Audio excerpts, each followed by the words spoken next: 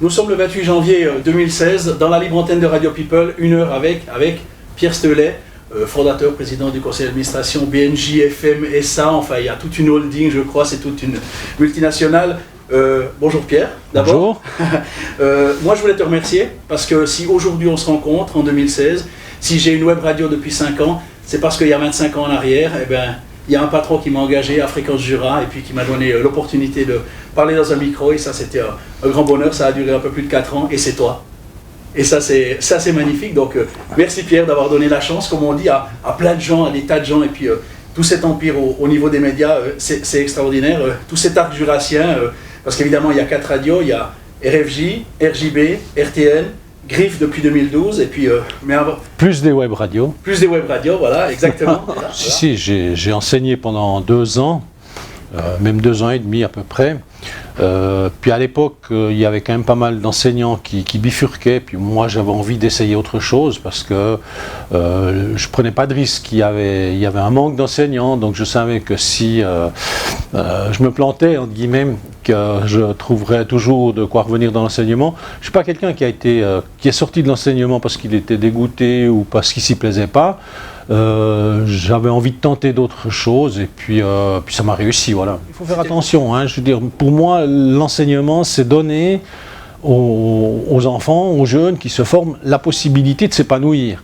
Puis c'est pas vouloir absolument leur ancrer dans la caboche des choses qui servent à rien après dans la vie. Donc j'ai quand même là une approche très pragmatique. Je me souviens en l'occurrence à Glovelier, il y avait une classe qui n'était pas utilisée parce que lorsque la nouvelle école avait été construite, il y avait un peu de réserve, et moi j'utilisais 2 classes. Alors au bout d'un certain temps, on m'a dit non, tu n'as pas le droit d'utiliser 2 classes parce que ça donne du boulot supplémentaire aux concierges, et puis tout le monde ne peut pas faire comme ça, donc tu n'utilises qu'une classe. J'utilisais 2 classes parce que j'essayais d'avoir des activités un petit peu qui sortaient du cadre purement scolaire. Mais il faut faire attention, hein, entre ce que j'appelle qu'il pouvait y avoir un peu à l'époque, le bourrage de crâne, et puis essayer d'amener les enfants vers quelque chose vers des métiers qui leur plairaient, qui leur donneraient un épanouissement, et ça me paraissait important, essentiel. Écologique, oui, parce que je trouve qu'il faut respecter la nature. Maintenant, il faut qu'on fasse attention de ne pas tomber dans le ridicule, parce que on est excessif sur des points de détail, et puis on fait pas attention sur des points hyper importants. Alors pour moi, aujourd'hui, l'écologie, c'est vraiment faire attention qu'on arrête de polluer avec les bagnoles, qu'on arrête de polluer avec les avions, qu'on arrête de polluer quand on produit de l'énergie et ce genre de choses. Mais il faut que ça se fasse à l'échelle de la planète, parce que pleurnicher, parce que j'ai pas mis une pelure à la bonne place, me paraît un petit peu dérisoire, pour ne pas dire ridicule. Ceux qui veulent agir sur les petits problèmes de détail, c'est leur droit, puis c'est bien, mais la réalité, pour que ça bouge, il faut qu'il y ait une vraie prise de conscience, et il faut que les États s'engagent, parce que sans un engagement des États, je pense qu'on n'arrivera pas à faire grand-chose. En fait, quand j'étais à l'école normale, je me suis quand même intéressé à l'audiovisuel. Je pense même à cet âge-là, alors que pendant l'enfance, ça ne m'avait jamais traversé la tête. Je dirais à cette époque-là, entre 17, 18 ans, je ne sais plus exactement, j'ai commencé à avoir un intérêt certain qui est finalement devenu une passion. Alors, ça s'explique comment, je n'en sais pas grand-chose. Je n'ai pas d'explication claire à ce phénomène. Mais il est venu progressivement, ça a commencé à l'école normale, et puis ensuite, il y a eu des occasions qui se sont présentées lors de la constituante qui a préparé l'avènement de l'arrivée du canton du Jura dans la Confédération. On avait monté une expérience de TV locale avec toute une équipe ici dans le Jura, avec les Modou, si ça dit quelque chose encore à certains, qui avaient racheté, je crois, les vieux cars noir-blanc de la TSR. Donc on a monté une expérience de TV locale, et puis moi j'avais acheté une caméra professionnelle, je crois déjà à l'époque, d'occasion évidemment, parce qu'elles étaient tellement chères que c'était impossible de faire autrement, mais on a produit des films pour ces émissions qui ont été réalisées en direct, mais avec beaucoup d'éléments qui étaient préparés en amont. Renwald, pour ceux à qui ça dit quelque chose, ancien syndicaliste, toujours syndicaliste, mais disons, il a gardé la foi, et puis conseiller national, etc. Deux personnes qui avaient travaillé sur le projet de télévision locale qui s'était fait dans le cadre de la Constituante. 18 février 1984, premier jour de la radio. Qui est dans ce studio ? Dans la pharmacie au premier étage, qui est dans ce studio, comment ça commence, à quelle heure ça démarre, raconte-moi cette journée-là. Alors, disons, je me souviens je me souviens plus de tous les détails, mais sauf un peu l'histoire. Mais sauf erreur, on avait demandé, non, pas sauf erreur, assurément, on avait demandé à François Lachat, qui a été président du gouvernement jurassien et président de la Constituante à l'époque, et membre du gouvernement pendant de longues années, qui avait levé le potard, sauf erreur, à 11h.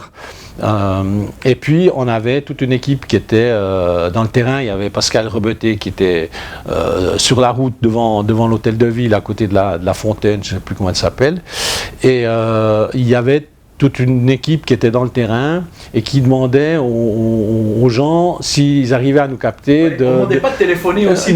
Oui, mais disons, on leur avait surtout demandé de nous faire des signes avec un mouchoir blanc. Donc c'est comme ça que c'était parti. Et puis on avait eu un souci majeur parce que on ne savait pas ce que c'était qu'un déphasage, et en fait on avait un déphasage, et donc les gens qui avaient la stéréo ne nous recevaient que sur un canal, et puis ceux qui avaient que la mono, ils nous recevaient, mais le niveau il était plus que faiblard. Mais c'est-à-dire qu'on avait fait un planning, et puis il fallait mettre une date. Et puis il fallait mettre une date, et puis comme j'étais engagé tout autant dans RTN que dans RFJ, et puis qu'on avait décidé de démarrer le 1er mars à RTN, je veux dire, c'était pas possible de décaler de 10 jours parce que j'aurais dû travailler. J'aurais travaillé jour et nuit, non-stop pendant je sais pas combien de jours, pendant 40 jours, quoi. Donc c'était pas possible. Et donc j'ai dit non. Il n'y a pas question, on m'a traité de tous les noms, mais on a démarré, puis finalement, je pense que même si on avait repoussé de 10 jours, on n'aurait pas été davantage préparé, il fallait y aller à un certain moment donné, il fallait y aller. Et puis typiquement l'histoire du déphasage, on ne l'aurait pas vu non plus, quoi. Donc on a une certaine force sur l'arc jurassien, mais la concurrence elle existe. Les journaux, les quotidiens, il n'y a aucune région où il y a autant de quotidiens que par rapport à la masse, au bassin de population. Donc il faut faire attention à ce qu'on dit. Et puis ensuite, il y a d'autres radios sur le bassin lémanique qui ont autant d'auditeurs que nous globalement. Donc ce n'est pas du tout un empire. Et puis quand on voit ce qui se passe sur la planète, ou seulement en Suisse, je veux dire, TA Média, c'est 1,5 milliard. C'est un chiffre d'affaires qui est comparable à celui de la SSR, à l'échelle de la Suisse. Donc nous, avec nos 10-12 millions de chiffre d'affaires, il faut arrêter de parler d'un empire, quoi. C'est juste, ça ne tient pas la route, c'est pas crédible, ça. À mon avis, la SSR n'a pas abandonné. Non, mais simplement, la SSR ne peut pas tout faire, ne doit pas tout faire. C'est ça la différence. On le voit, je veux dire, si on prend un journal d'infos qui dure 10 minutes, si elle doit prendre ce que toutes les radios régionales de Suisse romande font de spécifique à leur région, son journal il durerait 3/4 d'heure à la SSR, et ça serait imbuvable. Donc forcément qu'elle doit faire des choix, et elle doit faire des choix qui ont plus ou moins une audience romande.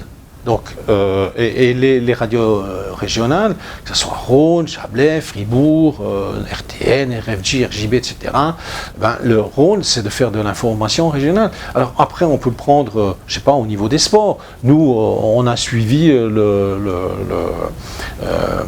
volleyball club Franche-Montagne qui s'est fait éliminer tout récemment de la Coupe d'Europe. Je veux dire, la SSR ne peut pas faire une chose comme ça. Donc, on apporte vraiment une complémentarité par rapport à ce que fait la SSR. Et on ne peut pas dire que la SSR a négligé, mais simplement, elle ne peut pas tout faire. Et c'est normal. Et il y a un vrai créneau pour de l'information régionale. Et nous, on va rester ancrés sur cette information régionale.